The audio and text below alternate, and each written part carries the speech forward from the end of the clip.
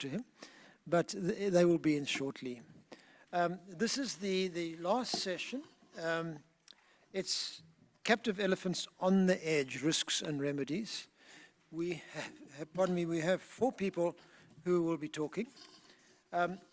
First of all, we have Dr. Gay Bradshaw. She's the Executive Director of the Carolus Center for Nonviolence and the Tortoise and Hare Sanctuary located in Oregon, USA, so she's coming to us by wire. Her research expertise focuses on the sources of healing of human-caused violence in animals.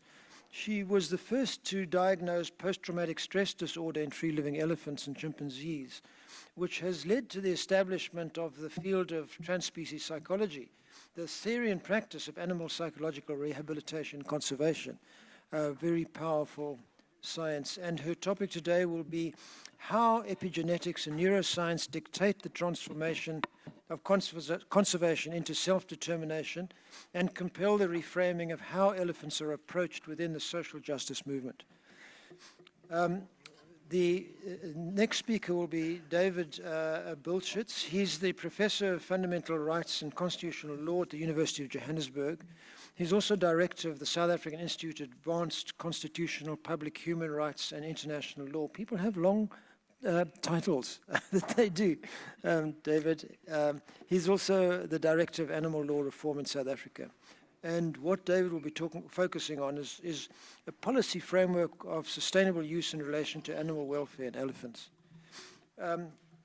We have Jim Karani here. He's Africa's first animal lawyer and advocate at the High Court of Kenya.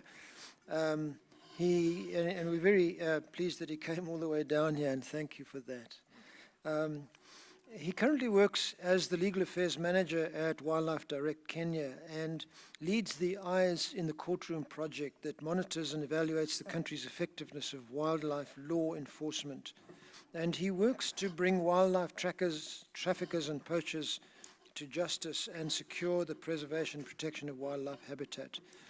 He'll be talking to us today on the policy context relating to elephants in captivity, sustainable use, in quotes, and the CITES definition of acceptable destinations for captive elephants. Kahini Lekahale, I'm not sure, it's a very difficult one for me to pronounce. How do you pronounce it? Legalhaile. Oh, that's so easy when you say it. As Chief Operations Director at the African Network for Animal Welfare in Kenya. He was CEO of Ecotourism Kenya before he joined the network in 2014. He's worked as coordinator and manager of a project monitoring the illegal killing of elephants, that's Mike, in the Laikipia Samburu area, where his achievements earned him the Disney Wildlife Conservation Effort Award in 2006. He's not in Lion King. Today, what he's concentrating on, and sorry, I've lost that page.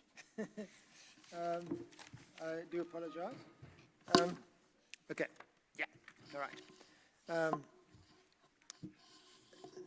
am I? Gosh.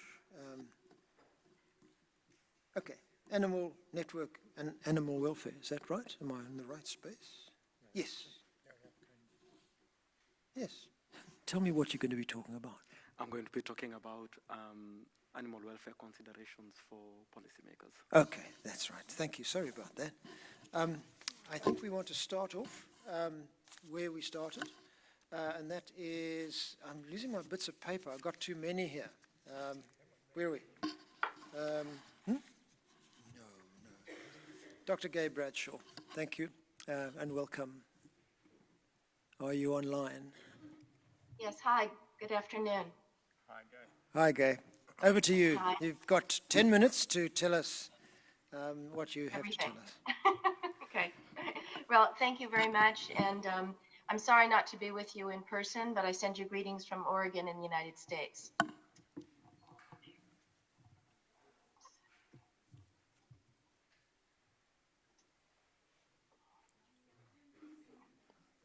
Have you lost us?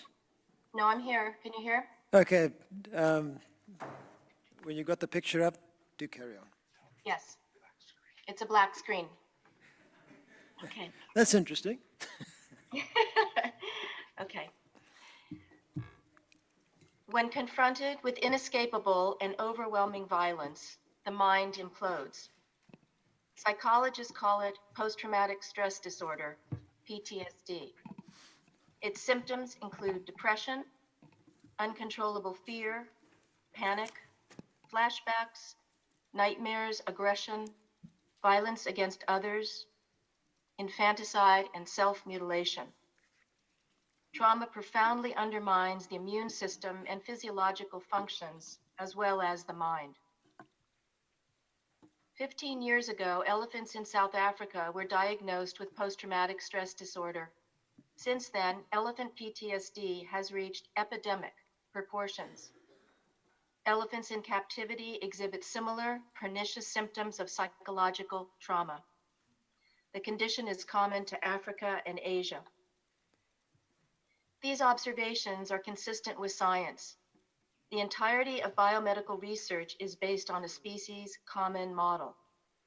Neuroscience states that animals share with humans the same brain, same mind, consciousness, and a vulnerability to psychological assault. When subjected to genocide, imprisonment, cultural destruction, enslavement, loss of homeland, torture, and war, or in the language of elephant managers and conservationists, culls, translocation, captivity, training, human-elephant conflict, crop protection, both humans and elephants experience psychological and social breakdown. Impacts of trauma are not limited to survivors. Trauma transmits socially, epigenetically, and neurobiologically. Trauma etches the mind and the body. It spreads over time and over space, from parent to child, child to child, neighbor to neighbor, and on and on. Unless the cycle of violence is stopped, trauma becomes a way of life. Trauma becomes culture. To end the perpetuation of trauma and begin to heal, elephant ways of life before colonial occupation must be reinstated. Killing and captivity must end. Ancestral habitat must be restored. This not only holds for elephants, but for wildlife everywhere and on every continent and in every ocean. Dame Daphne and Angela Sheldrick provide human exemplars for how elephant trauma survivors can heal and regain self-determination. This can be accomplished writ large by replacing human cultures of violence with an ethic of care. Elephants are near extinction. Their numbers are few. Even if they can be saved from physical extinction, elephants are at risk from psychological extinction. On the outside, they may look like elephants, but inside they are no longer bearers of their once great civilization. Practices of captivity and management guarantee psychological extinction. And when this happens, we will weep, lost without our animal kin and helpless to stop our own destruction. Thank you.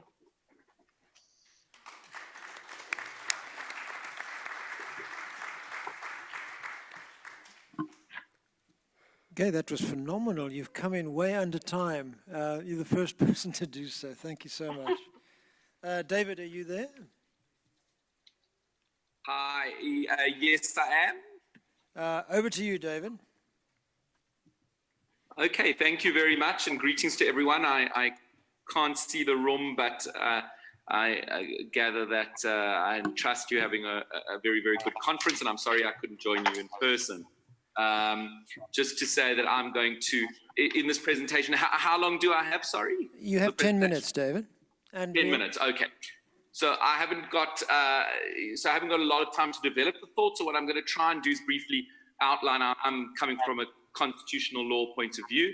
I'm going to outline two ways of approaching the environmental rights in South Africa, the ethical framework, briefly why this challenges some of the current ways in which the Department of Environmental Affairs has been dealing with animals, and also briefly outline some of the litigation we're considering in South Africa relating to an elephant that has been in the Johannesburg Zoo, or the now 3 elephants that have coming to the zoo.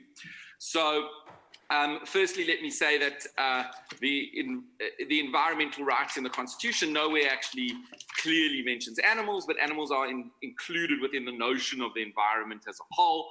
And in the second part of the environmental rights, it states that everyone has the right to have the environment protected for the benefit of present and future generations through reasonable legislative and other measures that prevent pollution and ecological degradation, promote conservation, and secure ecologically sustainable development and use of natural resources while promoting justifiable economic and social development. And so the notions that I'm going to focus on, which have been so important in South Africa at the moment in environmental policy, are questions around particularly the notion of sustainable development and use, and the question of the notion of conservation. And I'm going to suggest that there are two ways we can approach these notions and interpret them. And this is perhaps not familiar to everyone around that Constitution doesn't just self-interpret itself. One actually needs to interpret what the notions mean. And people use these ideas in a way which they think is what it means, but nevertheless, that might not be the constitutionally appropriate way to do so. And so I've suggested that one way is the dominant way, which has been given, meaning that has been given to the notion of conservation and sustainable use. And this is what I call the aggregative approach. And the aggregative approach essentially sees the focus of conservation as being on the species as a whole, and allows for the sacrifice of many individuals for this wider goal. And I contrast that with what I term the integrative approach. And the integrative approach focuses on the survival of both individuals and the species. It integrates, that's why it's called integrative approach, a relationship between respect for individuals and the survival of the species itself. So to illustrate the difference, it is useful to reference trophy hunting of large mammals. Those who advocate the aggregative view would say that trophy hunting has benefits for the species as a whole. It brings in large amounts of revenue, supposedly, to the country, which partially can be put back into conserving the species. Moreover, it is said it provides an incentive for people to protect the species in question as they benefit from the wildlife in the country. And these views essentially are grounded in a utilitarian ethic, which can justify serious harm for an individual, for the so-called greater good. That's the aggregative view, which would say we could hunt for those purposes. An integrative view would reject the idea that the sacrifice of a range of individuals can advance the goal of species conservation. It would argue that respect for individuals is essential to preserving the species as a whole. Now, a similar distinction can be used, in fact, to interpret and express how we can interpret the view of sustainable use, right? And the focus a lot of the time in the notion of the sustainable use is arguably on the use component, that elephants can be used for human purposes, for example, by having people sit on them and ride on them. But the question is that a sustainable use? And the aggregative view essentially says, well, what matters is really whether or not there are human uses that can be made of the animal, or economic benefits that are gained. And as long as that doesn't harm the future the future ability of elephants to survive, then it is a justifiable and sustainable use. The alternative integrative understanding of sustainable use gives equal weight to the composite term sustainable and use, and the very approach to use must be such that it is conditioned to provide a future for the animal in question and recognize its role in a wider holistic ecosystem.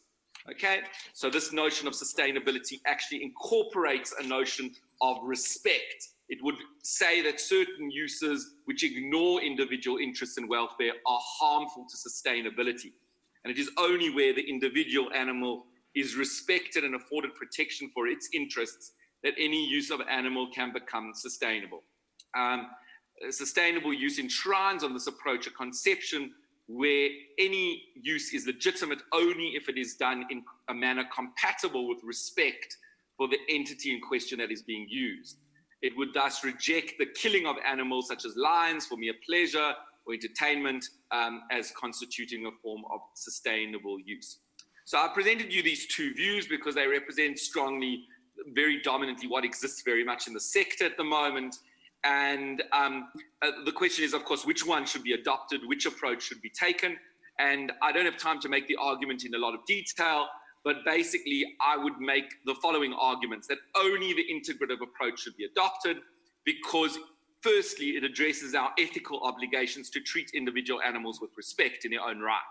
And that in itself is very important and something which increasingly is something that I think advocates for animals should stress as our ethical obligations towards them. But I argue a second argument is if one doesn't accept that one sees prima facie that the aggregative approach is actually attractive, that actually the aggregative approach in itself is self-defeating, that only the integrative approach can succeed in achieving the very goals sought by the aggregative approach, that is the long-term survival of the species. Why do I make that argument?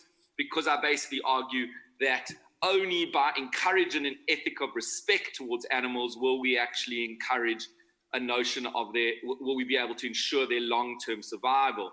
The aggregative view essentially renders animals as instruments to human ends, and as such, human purposes become primary in relation to them. And just like an inanimate piece of stone, there are hardly any moral limits that can be done to them.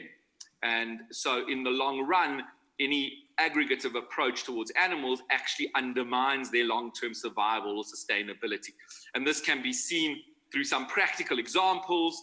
I suggest the legal hunting of rhino in 2000 initially was sufficient to supply the market, that the demand essentially outstripped the supply, and the illegal hunting of rhino eventually led to a crisis of poaching.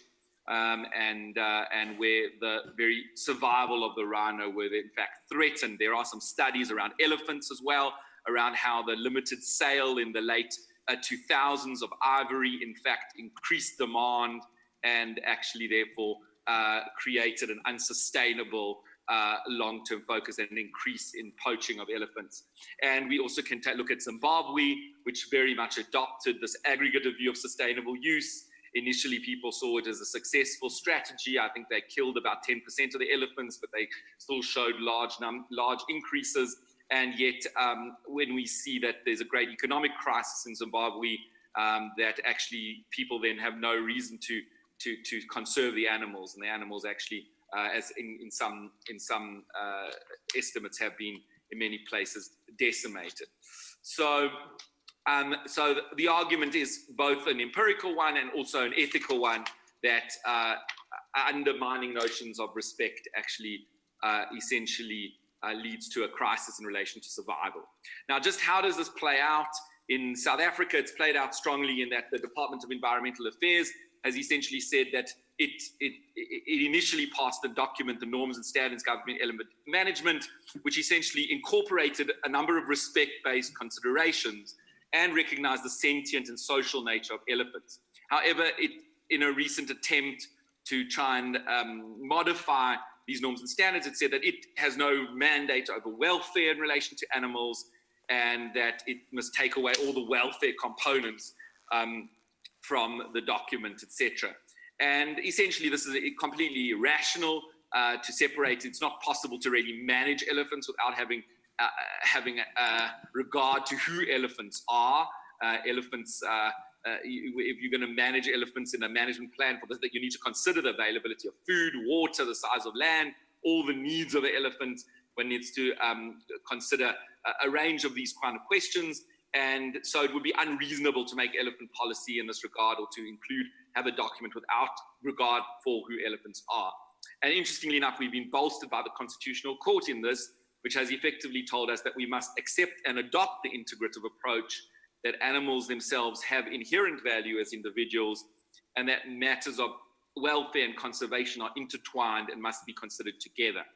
So this has essentially led to a situation where the Department of Environmental Affairs own view of its own mandate lacks conformity with South African law. And so it seems to me that they have now a mandate where they have to consider animal welfare as part of environmental consideration, which is a big development for South African law, and we need to try and encourage them to ensure that they do so. Now, lastly, I know I'm slightly going over time here, but I wonder if I can just lay out, I know I was asked to lay out a little bit about the challenge in relation to zoos and keeping of elephants in zoos.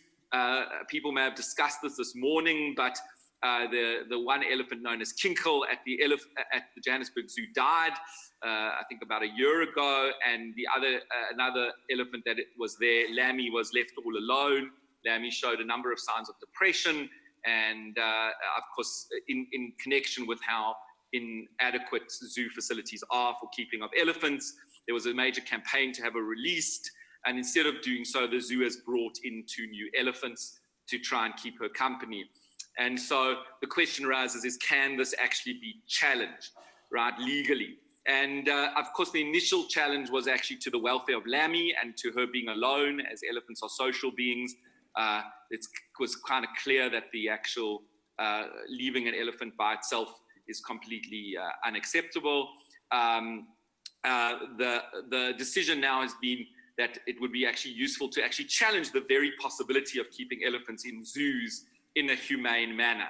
And so the zoo, one, just to lay out for you, sketch some of the arguments that could be used. The zoo is in fact a public body and it has a duty to obey the law.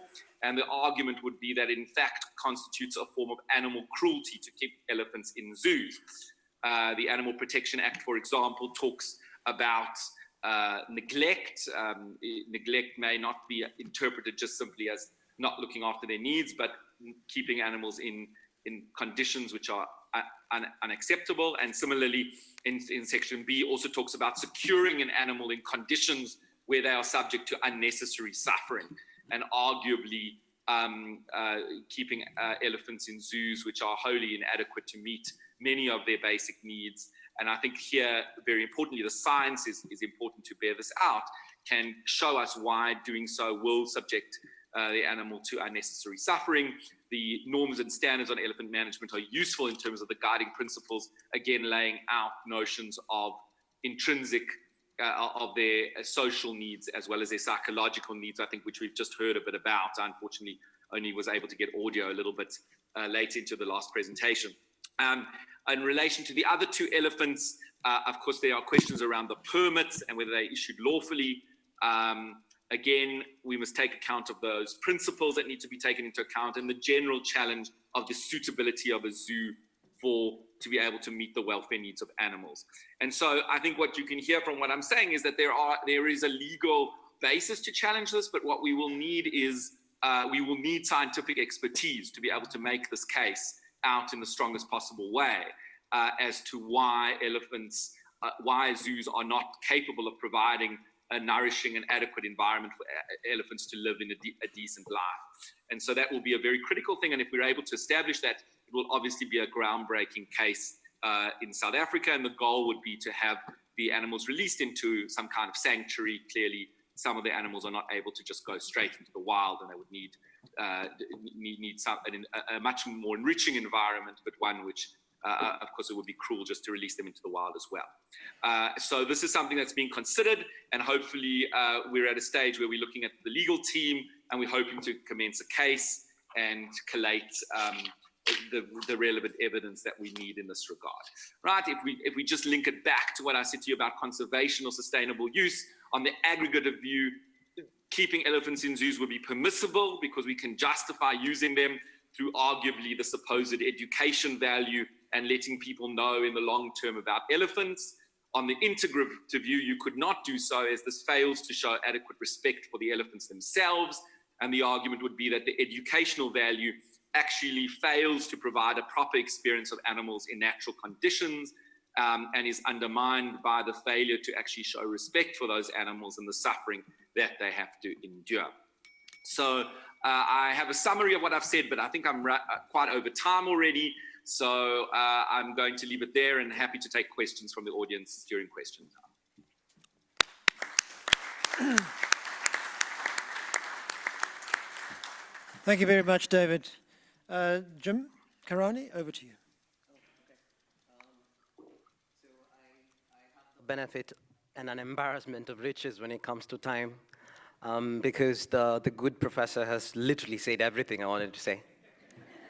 So I do have this incredible privilege of being an animal lawyer, and a lawyer who, with 100% conviction, can always say that all my clients are innocent.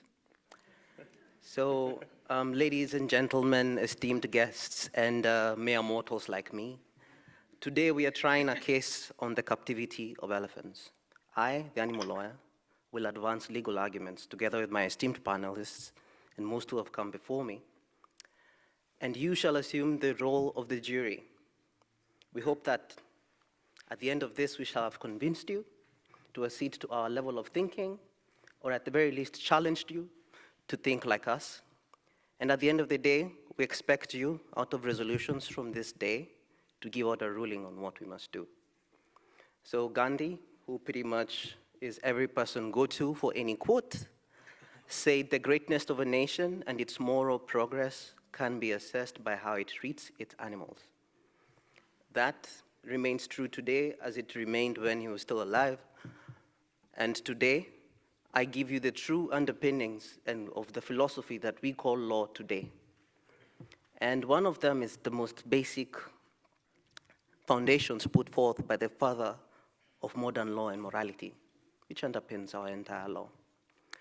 He said, the question is not, can animals reason, nor can they talk, but can they suffer? Why should the law refuse its protection to any sensitive being? The time will come when humanity will extend its mantle over everything which breathes. Ladies and gentlemen, the time has come. The export of elephants to zoos and captivity has to be questioned as a legal and moral reason. Now, in all fairness, I think the professor has advanced a proper legal way on how South African law can be challenged or interrogated.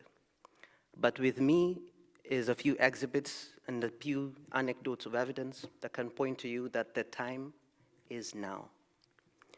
We've heard from esteemed panelists and amazing elephant experts that it's an animal welfare concern that elephants cannot survive in zoos. Countries with zoos argue that they need elephants for conservation education. Now, I've put that in quotes and I criticize it heavily because there's a body of knowledge out there that says that is no longer conservation education. I had an amazing photo, I would love for that to be put up, that shows ideally what it is that we're calling conservation education. I went to the Oregon Zoo just when they had just opened the new elephant exhibit. And I can tell you for sure, those were the most miserable animals I've ever seen. I was there for 6 seconds. Turns out, that's double the national average of 3 seconds. The minute you get your selfie, they walk away.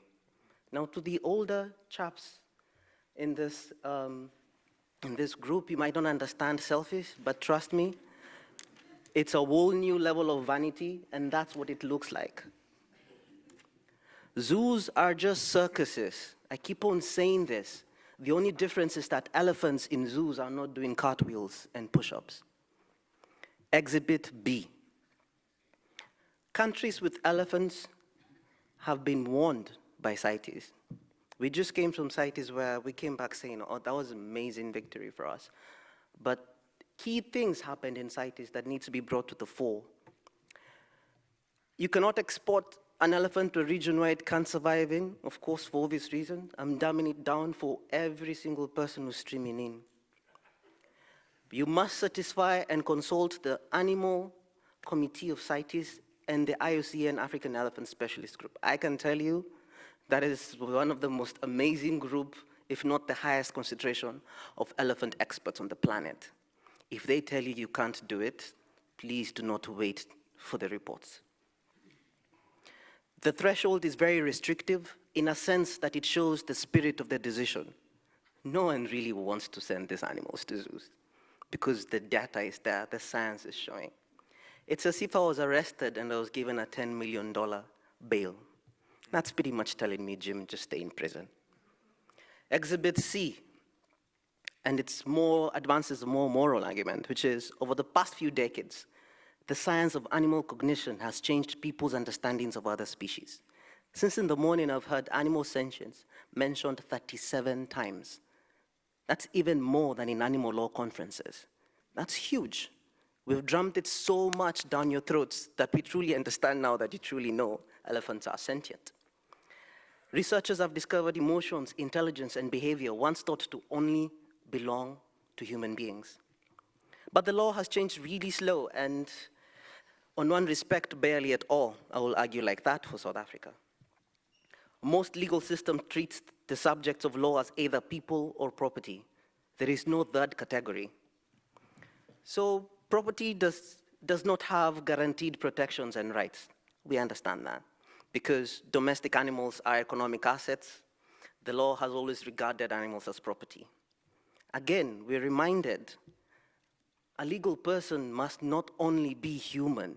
This has been put out very clearly. I think the capture of this word is that we use person, such that every Jim Golaki looks at that and goes like, that is human beings.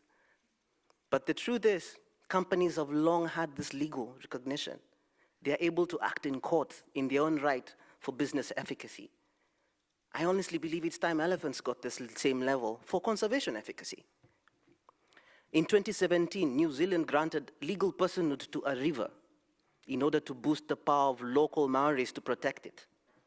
In the same year, the High Court of the Indian state of Uttarakhand gave legal personhood to the Ganges in the Yamuna River in its territory. We've heard about Mugabe's elephants. They're an amazing book that Colin is out there signing for everybody. And I can tell you this, that was the first entry point. The president recognized that it was so special that he needed to issue out a presidential decree. If they won't do it in law, he decided to do a presidential decree. He noticed these animals are so special. The only leap we need to do is to do that for all elephants. The routes are there. Exhibit D, in the past few years, animal rights lawyers have started to win cases, which is amazing for us. In 2014, the Criminal Appeals Court in Argentina said Sandra, an orangutan in the Buenos Aires Zoo, was a non-human person. This was a ruling on welfare. The biggest victory came in 2016 when a judge in Mendoza, also in Argentina, ruled that Cecilia, a chimpanzee, was a non-human person who had been arbitrarily deprived of her freedom by being in a city zoo. He ordered her to be taken to a sanctuary in Brazil where she remains. Quoting the language of judges shows you where we're going, where the law is shifting to. Legislature could be so rigid, but case law, and especially what judges say, is very important to us because it points to us where we're going. What are their interpretations? How are they balancing them with society's expectations?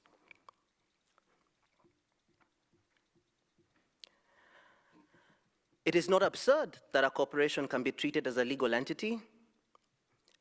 It's given corporate personhood, but another non-human entity that can actually has sentience cannot. That's a judge writing that. Even if animals not become legal agents that have rights that can be defended in courts of law, we must, at the very least, reinforce the legal duty not to abuse any sentient entity. Clearly, all the science from all the scientists here points that there are serious animal welfare concerns in zoos. We have closed that loop. Further, even if we agree that humans and animals are fundamentally different, this conclusion does not give license for instrumental use and zealous abuse with no accountability. An animal does not have the same legal rights as a human, but legal duties and considerations must nonetheless be emphasized. This duty is not due to the animal capacity to reason, speech, or language. Rather, it is due to their significant sentience.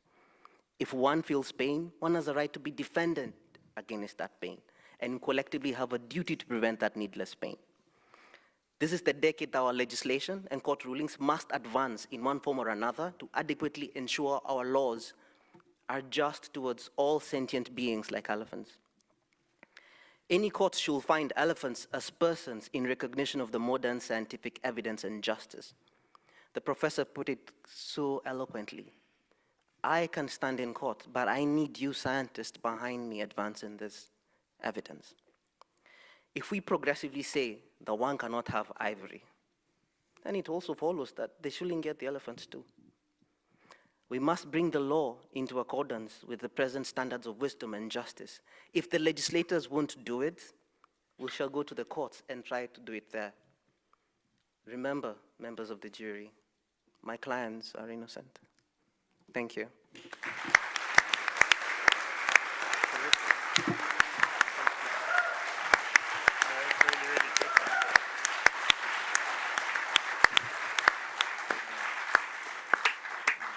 That was brilliant, John. Thank you. Amazing.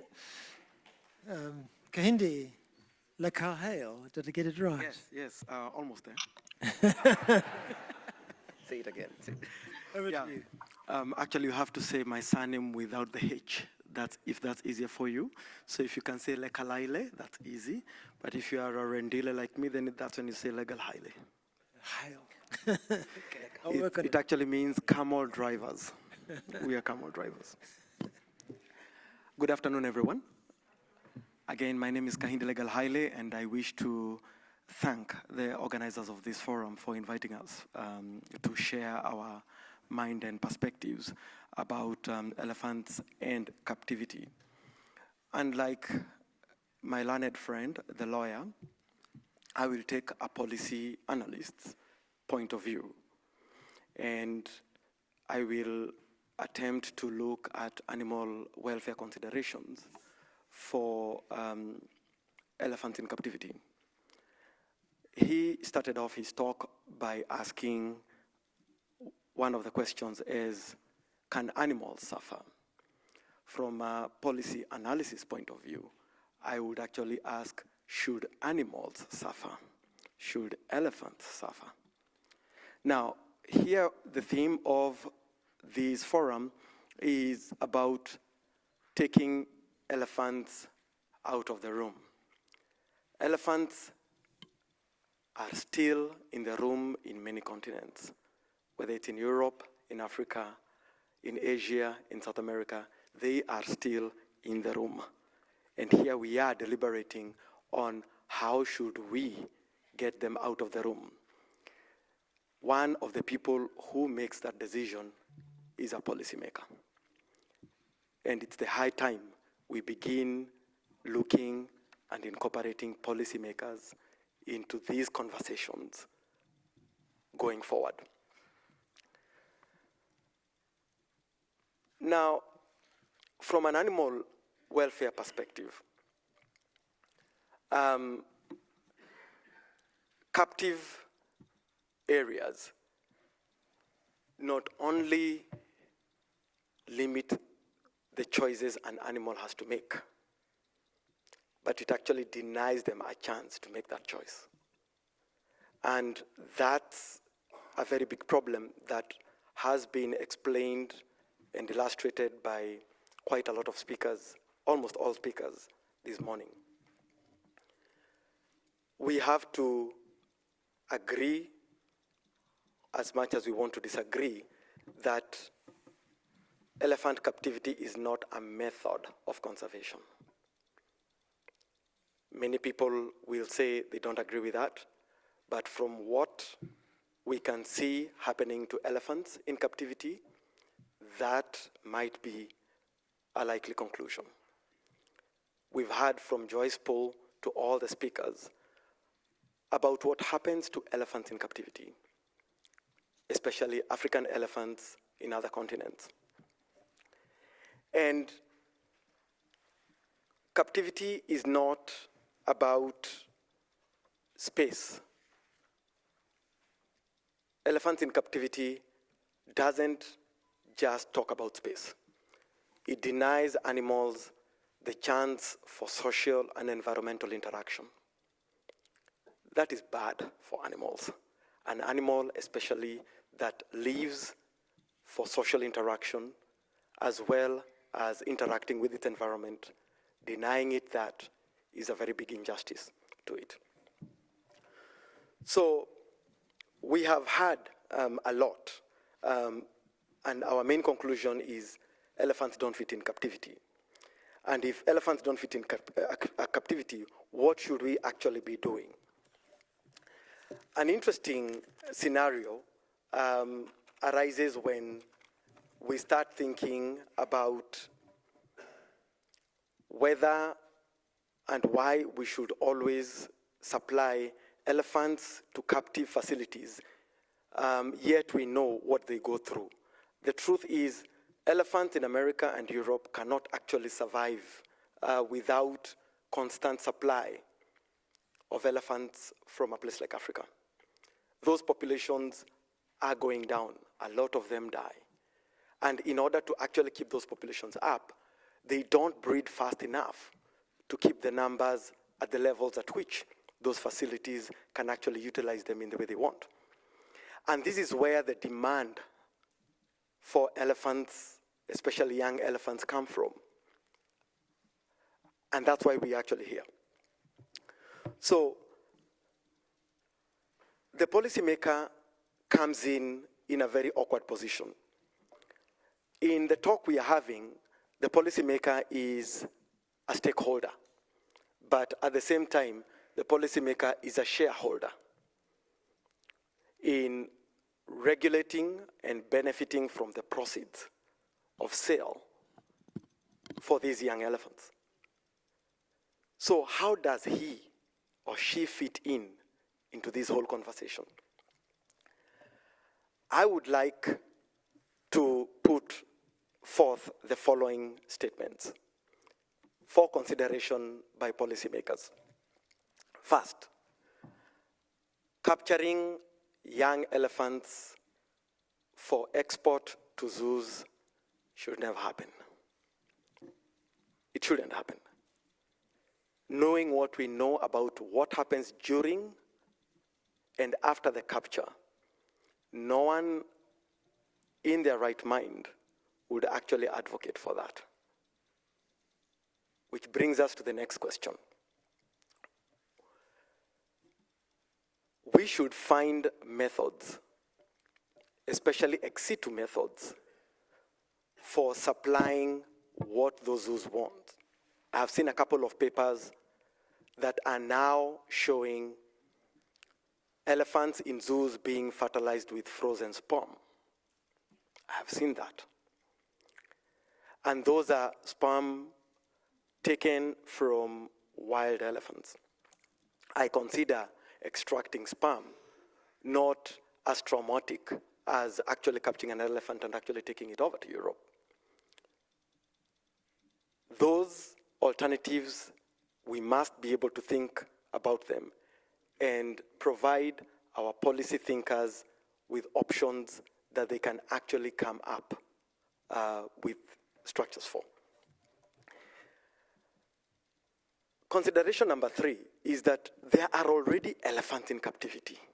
What are we going to do about them? We've been reading about standards for animals in captivity, and I was particularly attracted to elephants that work in Myanmar, where the welfare conditions are even regulated by government. Those elephants work during the day. At night, they are let to go into the forest to interact with others and eat. They have a day off once a week. They have annual leave. They have maternity leave. And they even have mandatory retirement age. Those are the kind of things perhaps we should be thinking of, especially for elephants already in captivity. I've already said there shouldn't be any international movement of elephants, especially from Africa to Europe. But facilities that already have elephants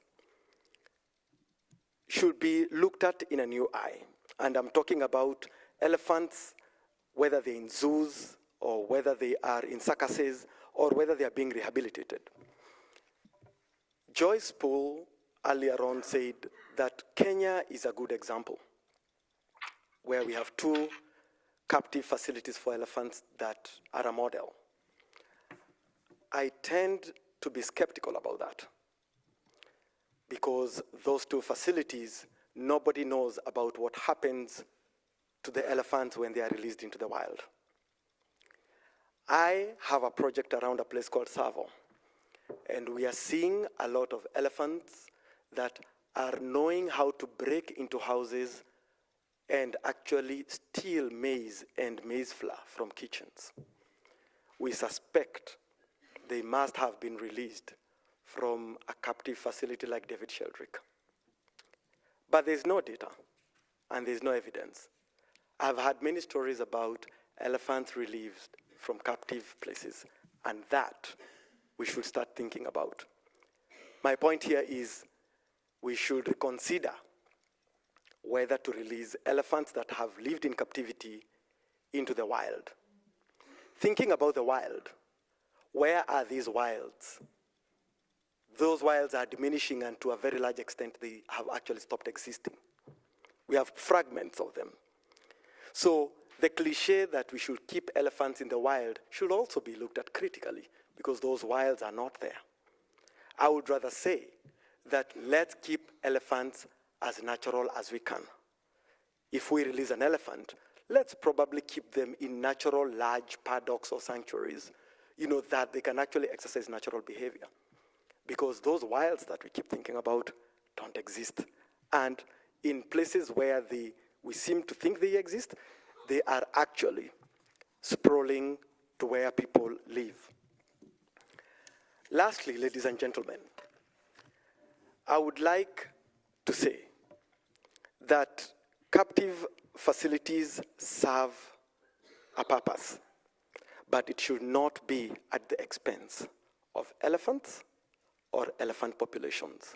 There is no way zoos will ever replace wild elephants.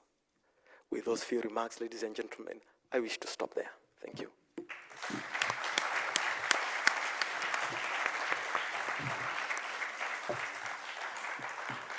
Thank you very much, Kahindi. Great, great. We are approaching the last section of this conference, and there are many people other than those who have been on the stage here who are very knowledgeable and have important things to say about elephants. So what we want to do now is open the floor to microphones rather than WhatsApps, because somebody said to me, "What's WhatsApp?" Where's he from?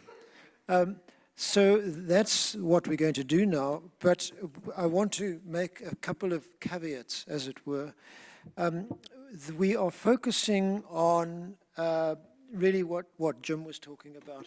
What are we going to do, and Kahindi as well, what are we going to do about the elephants we have? What sort of policies are we putting together? What is the roadmap forward? So I would ask you, if you ask questions or make statements, that you do it entirely in this light. I would appeal to you that you offer no backstories to the reasons why you say that. We assume that you are here because you are knowledgeable. You do not have to tell us why you are knowledgeable, just tell us the questions or the situations. I'm trying to keep the control within the hour that we have left. We are going on until 5 o'clock. It is now 3:25. We have an hour and a half, and I appeal to everyone here, both speakers and audience, that you assist us to put together a roadmap for the future of elephants in captivity. Over to the floor. Please wait for the microphone. Please tell us who you are. Because it's being captured, we need to know who you are and state your question or comment. At the back there. 2 at the back on that side, 1 on this side.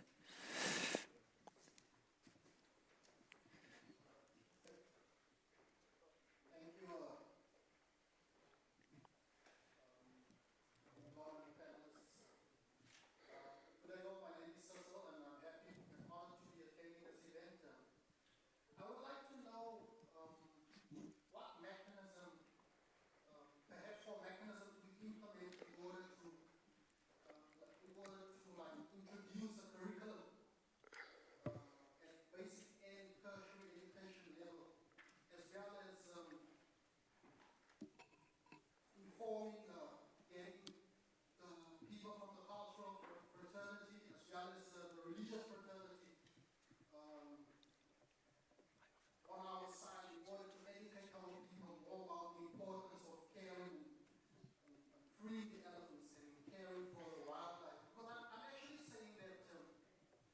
creating more awareness about the injustice the elephants face due to captivity and poaching.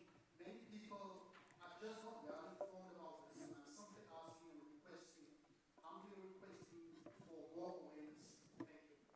Thank you. I'm going to take 3 questions and then see if there's anybody prepared to answer them. Over on that side. Steph, there's 2 questions over there. The mic is over here. Oh, sorry, you got the mic. Okay. Well, possession is night. Go for it.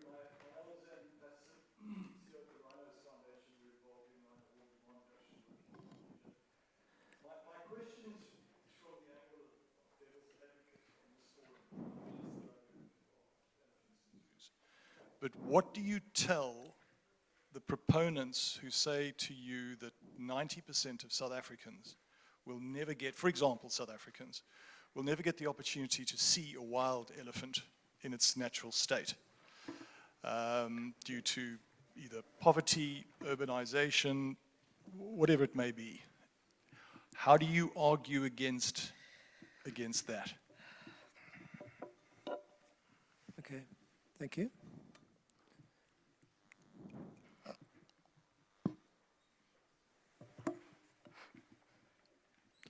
Could you hold the mic slightly upwards and talk into it? Thank you. Thank you for the opportunity, and congratulations on a very well-run conference. I'm Rob Fryer from Whale Coast Conservation, and I have a question relating to the Provincial Biodiversity Act, which is in the process of being formulated at this time. I believe that there's a very good opportunity to incorporate into that Biodiversity Act at the provincial level clauses which will allow public participation in the process of issuing permits for keeping animals in captivity in general. It could be specific to elephants, but I think it could be widened to a more general statement which would provide perhaps better opportunity for the public to become involved with the issuing of permits for holding animals in captivity. I think the opportunities here right now, they are busy developing this act. It's a very badly framed act. I think the lawyers present here could do a lot of work to assist us in providing a much better formulated act that would provide protection that we actually need. Thank you. I'm going to open up on those 3 questions. One is on curriculum. Related to that, I guess, is also the lack of interest generally across the country about elephants and the issues, and the legislation, the Biodiversity Act. I think if people want to pick up any of those, I suggest that the last question's probably for David Bilchis, but whoever wants to pick up any of those questions. Okay. Put up your hand. I probably could answer the one on education. I can't tell you how many conferences I've been to and this issue is brought up. Education, education, education. Put it in the curriculum. Putting it in the curriculum will be nice, but I think we need to build value systems. And the best way for me to do that is to take you back to when you were kids. Now, when you were kids, you could be sent to go and buy cigarettes for your uncle, and you could just go and buy them and come back with them. Now you can't do that. Was that in the curriculum? No. What did we do? We changed our value system. That's what we did. We knew it was bad, and we changed it. We are categorically saying there's evidence here that shows that zoos are prisons for animals. 90% of our people haven't been to prisons, but they know what happens there. So we have to look at it this way, that we have to put wildlife in front of every single household conversation without saying that they must go to a park so that they get attached to an elephant. They can be attached to animals by just watching documentaries, by watching TV shows, by Africanizing or localizing all these productions, making them available. I, for the very first time, was able to watch National Geographic when I finally had a job and could afford cable. Things shot in my country when I was a child. I saw them when I turned 18, 19. That's insane. We need to have these things available to the people who need to be inspired by them. Not everybody needs to see an elephant, real life, in face, for them to be completely inspired by it. Second, I love the applause, I must say. And then second, technology has really gone so far. We're thinking of doing holograms, and holograms are pretty cool. I mean, it's 10 times better than having the elephant in front of you. We created this technology, thank God it came from China, where we're trying to put it in our airport that if you come and walk slowly during the gantry and go into your plane, based on your speed, the animal that matches your speed pops up. If you're running, a cheetah runs with you. If you're waiting to go to the gate, it's pretty much like the Masai Mara, wildebeest crossing. That's how we inspire people.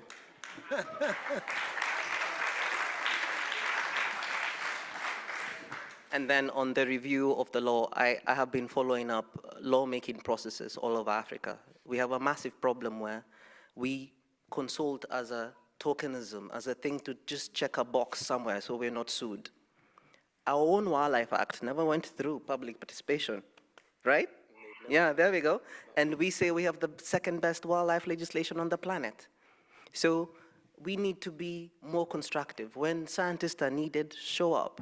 When we need to sue the government, show up. Don't be afraid of losing your tiny pitch and field and government contracts. Let's literally put our complete work and career and data and science where our mouths are. Thank you. You do realize that you're in danger of being kidnapped by activists in the south. We're not letting you go north again. Is anybody else? Yeah, you would like to go. And anybody on the screen as well?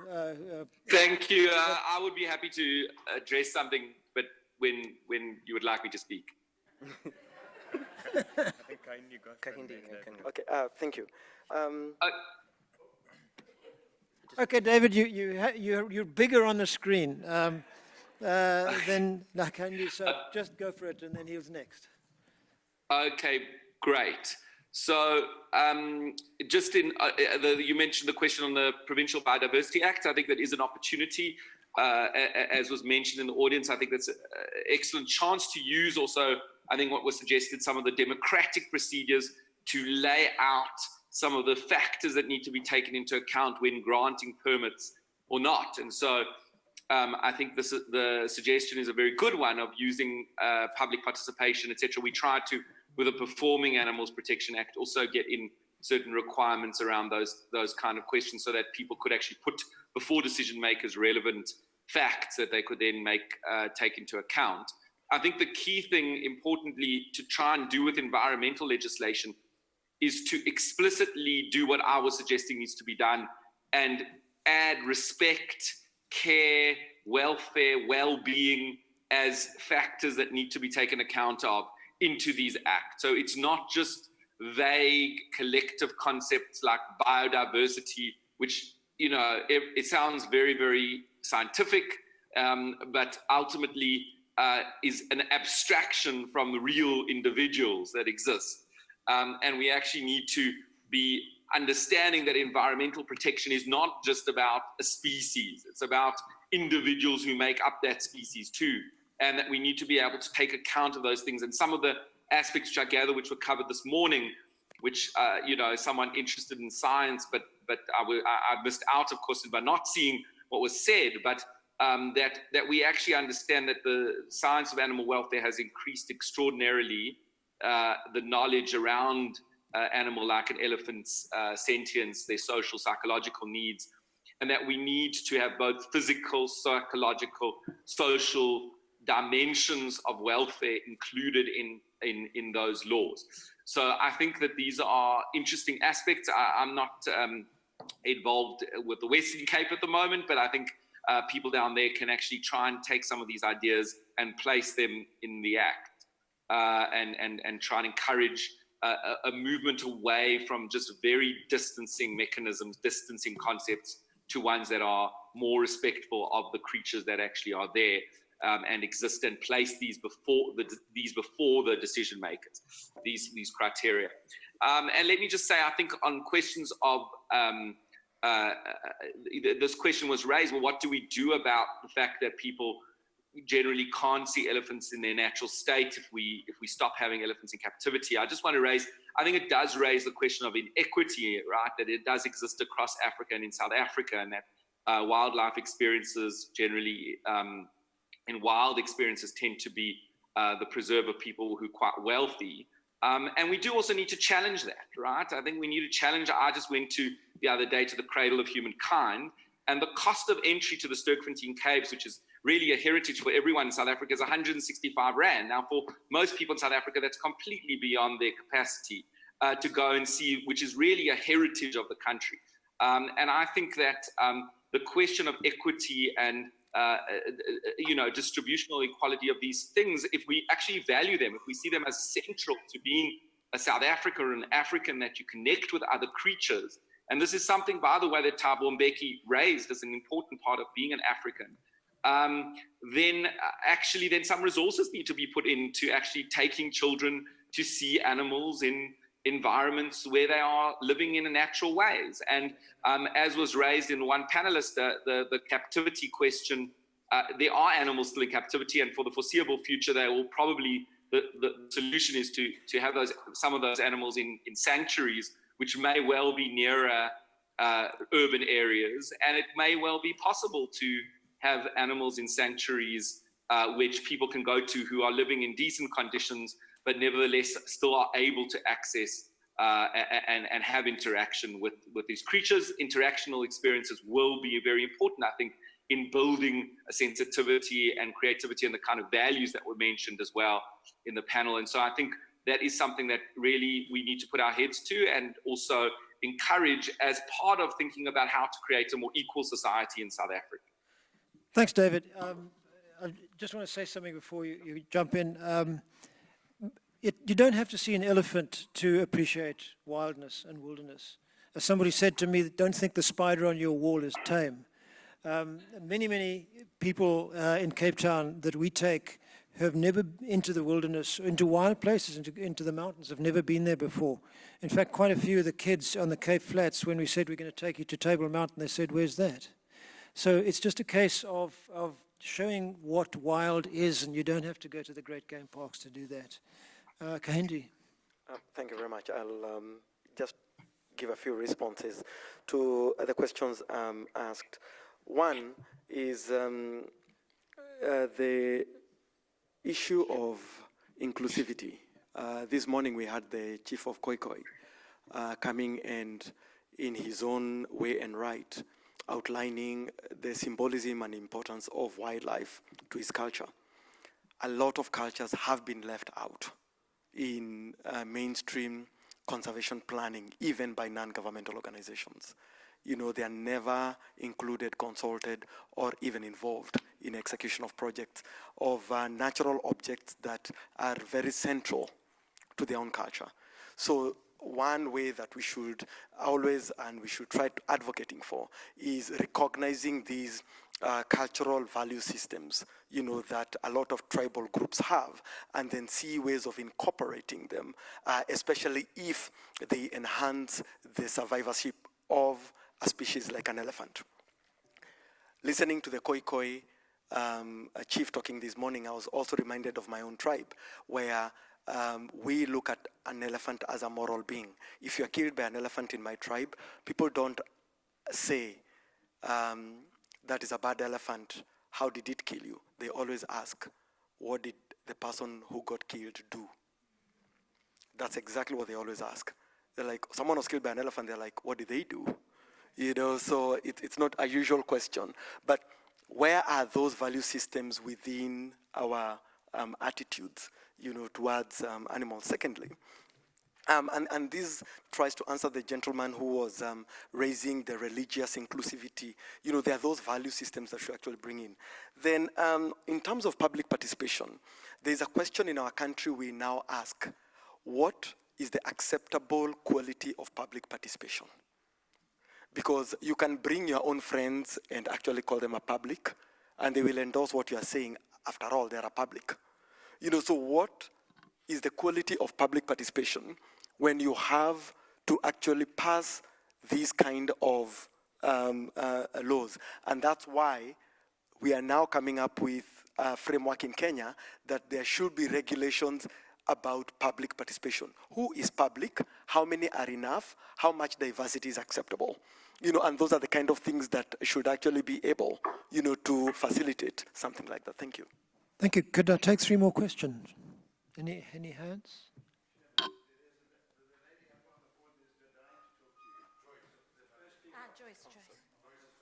Joyce, okay. Over to you. Sorry, Everybody is someone saw elected. my hand? We saw your hand up, didn't we? Yeah, you did earlier. I think it's kind of been said, but I was just going to add that, you know, until last year, I had never seen a whale, but I have always hoped that there would be whales on this planet and cared about them. So I don't think you need to see an elephant in a zoo to care about elephants. And the other thing is that, you know, when you see an elephant in a zoo, it's basically not an elephant because it doesn't behave like an elephant. It hardly looks like an elephant. I mean, the pictures that we saw today don't look like wild elephants. And someone else mentioned that today. You can tell the difference. And so people are not witnessing elephants when they go to the zoo. Yeah, thank you.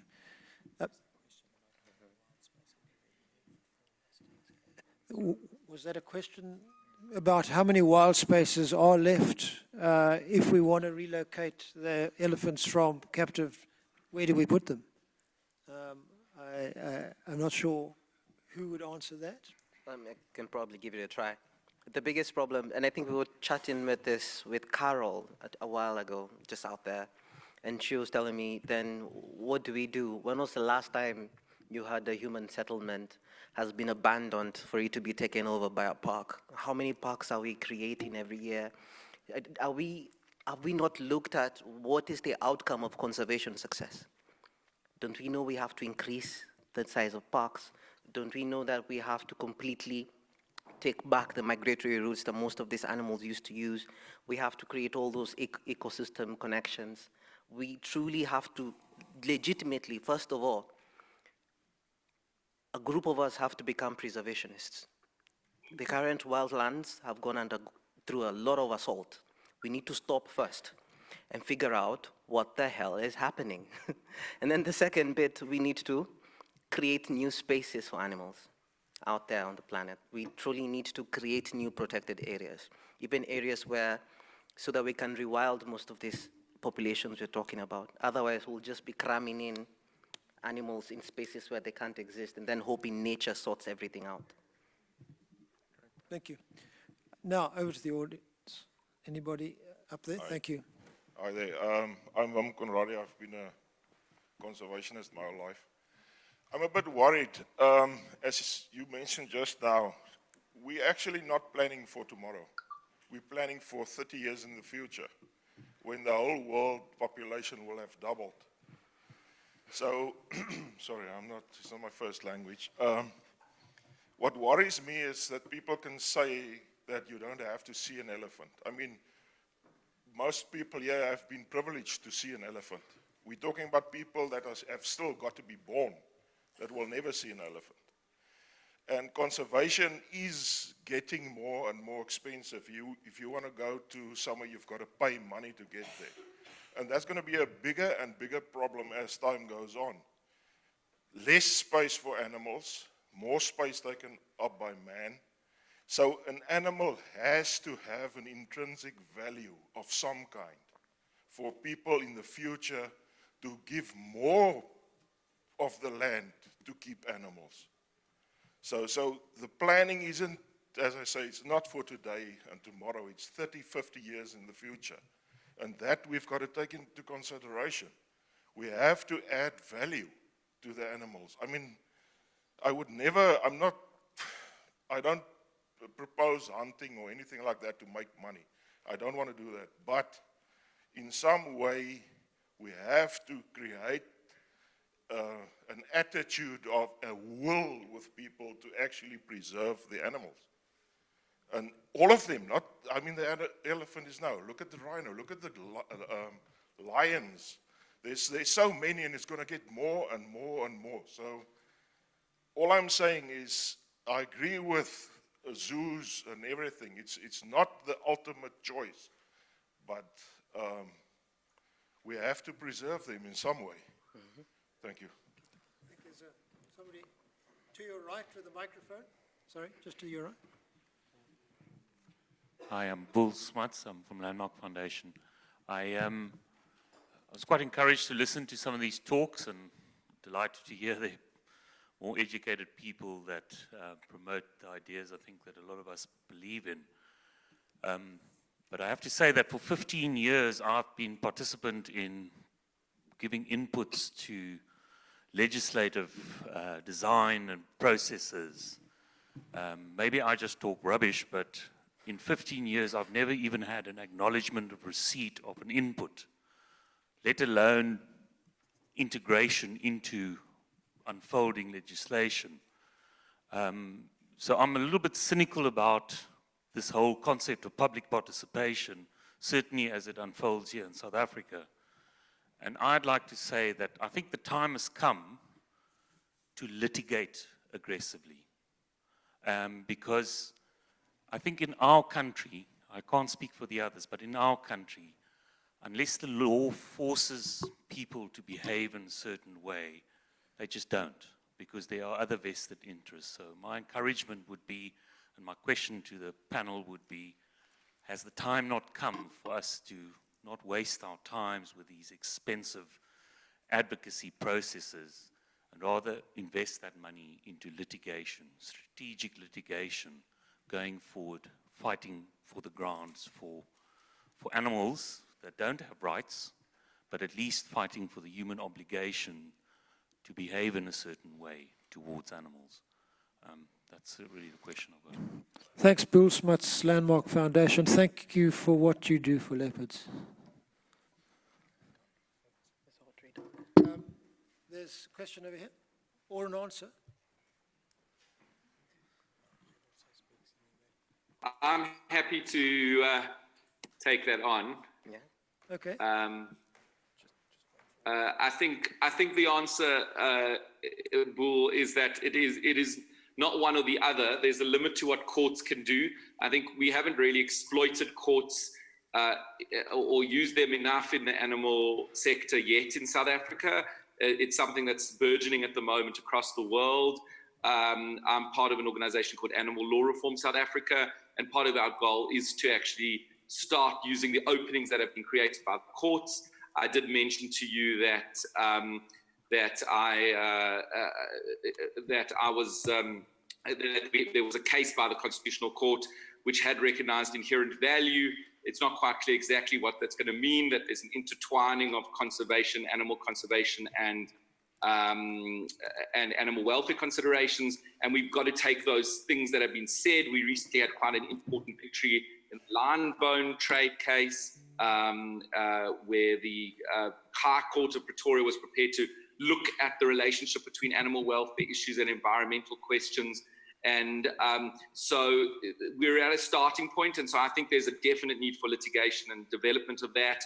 And as I said, one of our first goals now is to look at the question of captive elephants, but there are a number of others, and of course there's a range of different areas in which animals are used and abused, and we need to look at them. But courts alone won't do it, because there is so many dimensions in relation to animal use, and ideally we would get better legislation. I wouldn't give up on public participation. I know certainly Michelle and myself and a number of others were involved, and with scientists as well, which is very, very successful, on the norms and standards on elephant management. That did really have a serious impact on a situation around culling in South Africa, which was at one point very strongly going to be revived. And although it exists as an option, it is still in the new framework. It's something that has been seriously reduced in terms of what was put on the table, and that's because of a lot of participation that took place. So I wouldn't give up on the legislature, but I agree with you, it can be frustrating. And we actually also, I think the people concerned for animals, there has not been any really dedicated advocacy of actually engaging with parliamentarians and political parties. And ultimately in a democracy, you need to do that. My understanding, perhaps my Kenyan colleagues can talk about that in Kenya, there is actually a strong political support from the people for many conservation policies. And that is something that has actually bolstered better policies in Kenya than in South Africa. Thank you, David. Audrey? So, coupled to some of those sentiments, I just wanted to say, in terms of us changing mindsets and attitudes, certainly around zoos and what they pose, I also think we need to change the way in which we view wildlife. I even said it in my own presentation, we talk about human-elephant conflict. I think we should start focusing on human-elephant coexistence and wildlife coexistence. We need to take the negative away from wildlife and see the benefit. And there are ways, non-lethal, simple, very cost-efficient and effective ways to reduce those scenarios and empower communities. And we need more people to speak up on that. And I certainly look to our colleagues from Kenya, because you guys certainly are a shining light, and we've learned a lot of lessons from there in terms of bees and things like that. So we need more voices like that to advocate for those methodologies. Thank you. Any other hands up? Yes, over here. Could people just give their name before they ask a question, please?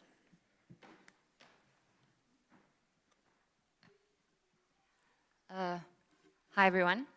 My name is Hannah Winkler. This is my colleague, Anne-Marie Weber. We're from the DA. We're parliamentarians and legislators. Thank you for inviting us here today. We're very happy to be here. We're very excited at all the latest research, especially when it comes to elephant conservation. We are trying to, I would say rather relentlessly, pursue the department in terms of accountability, especially when it comes to litigation. I know that with regard to the lion bone quota and other lawsuits brought about by, the public sector, I have submitted questions to the department to ask how much money exactly has been wasted in lawsuits or defending outcomes that the department has ignored when consulting with, I would say, high-level experts on certain issues, and why they continue to ignore the recommendations, especially, say, for instance, of those of the colloquium that was held last year with regard to the lion bone quotas. So I don't want there to be perhaps a sense of despair that there are no parliamentarians or legislators on the side of conservation, because I assure you, we hear you and we are trying our best, and we will hold the department accountable where we can. And we will bring that into focus, that they are wasting tons of money in unnecessary litigation, and I think that is a good angle that we will drive from our side. So thank you again. Thank you. The DA Portfolio Committee people have been very happy and keen to engage, so that's encouraging. Thank you. Any other questions? Over there.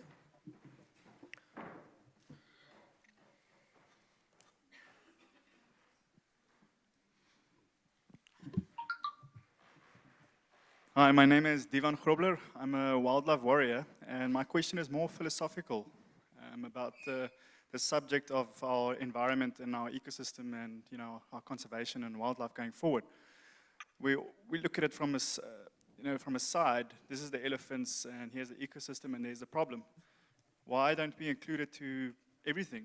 We are a mirror reflection of nature, like the bees and the elephants and all animals. So this is actually a crime against our future generations and their heritage. Can we take on the governments and sue them to change the legislation of the laws that they are hindering our future and also, you know, doing a crime against humanity as our rights as humans and also influencing our existence into the future?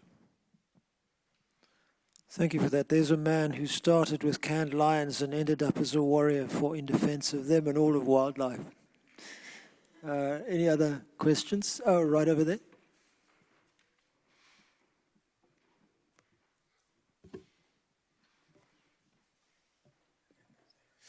Hi, everybody. Mine is just a contribution. My name is Kenesius Lambakrima. I'm from the Voices for African Wildlife. My suggestion is we must also try to look at ways that will solve this problem once and for all.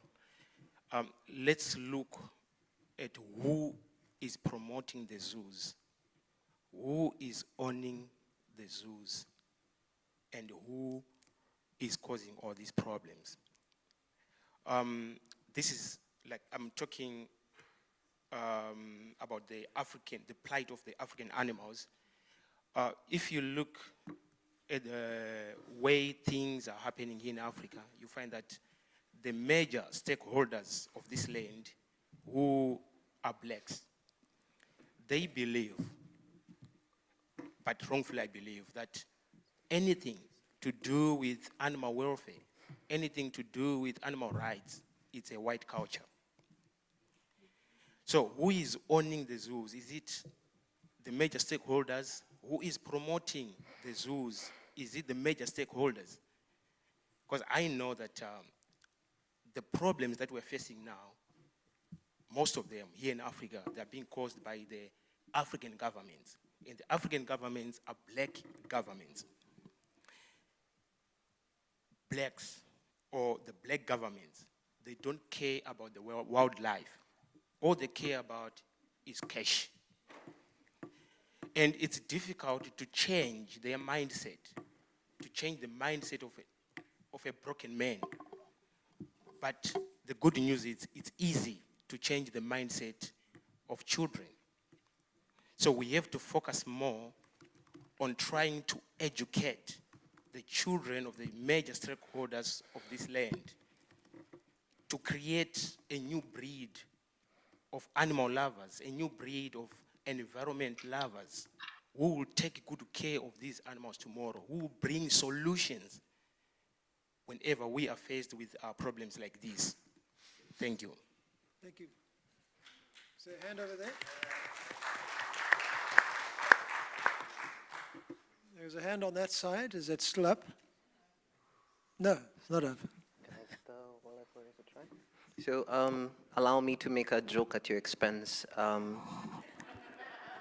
Usually when you tell people you only want questions, they say mine is not a question, but a contribution. I love the mere fact that you've brought out that we need to capture the minds of young children, and allow me to do a shameless plug of what we're doing. Dear Wildlife Warrior, we have an entire program called Wildlife Warriors, and so do other people in Africa right now. What we're trying to do is we learn from drug dealers, which is get them young when you still can.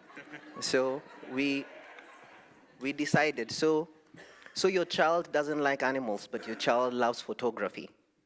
Let's take your child into the national park to take photographs. Let's teach them how to do it. Citizen science projects. I can't tell you how much fun and breakthrough we've had with this. So we took what was like, I think, two bus loads of school children in the middle of Impala Research Center, and we were trying to count one of the most endangered zebras out there, the Gravy zebra. So we told them, take as many photos as you can, and then us seated at the office, we just received photos and compared them using software, and we were able to count the animals. That's simple. So your child likes making music, but doesn't like wildlife. Let them make music about animals. They're still fulfilling whatever inspires them, but it is still pushing our agenda. Let us not lie to ourselves that the government one day is going to wake up and say, elephants are going to be in the curriculum. That is not going to happen. We just have to find a way to put in these value systems when they're still here. If you're in Kenya, if you lived in Kenya way back then, or if you studied in Kenya, you know we had 4K clubs. I used to take care of rabbits every day over break. Then once I finished high school, that just plateaued. We just jumped off a cliff. I never saw animals again until when I joined conservation. We need to continue that from when we're children. Right now, I am fighting for animals because I believe when I was a child, there was a button that was pressed. So it is true. If we change the next generation, which we are doing right now, we might go somewhere. And then, of course, to the rest of you with legacies in conservation, I must remind you, please hold the youth amongst you, because you're busy making decisions for a future you're not going to live in. And I feel that is horrible. You need to carry along the young people. And thank you so much, Michelle, for having invited us and giving us a platform where we can learn from the true senseis of conservation, and we can take this back home, and hopefully there can be continuity. Thank you.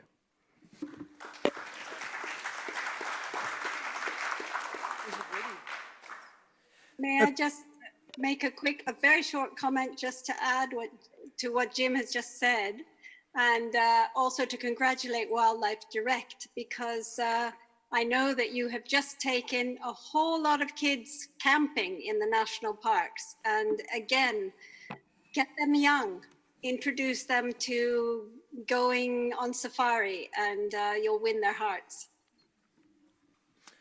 It's nearly tea time. I just want to flag something. In Kruger Park, attached to the Wildlife College, there is a project that does exactly that. They take kids with cameras. They take photographs of animals they've never in their lives before seen. They developed well, they put in frames, and they are sold in exhibitions, and these kids get the cash, and they love it. So there is at least one small project going.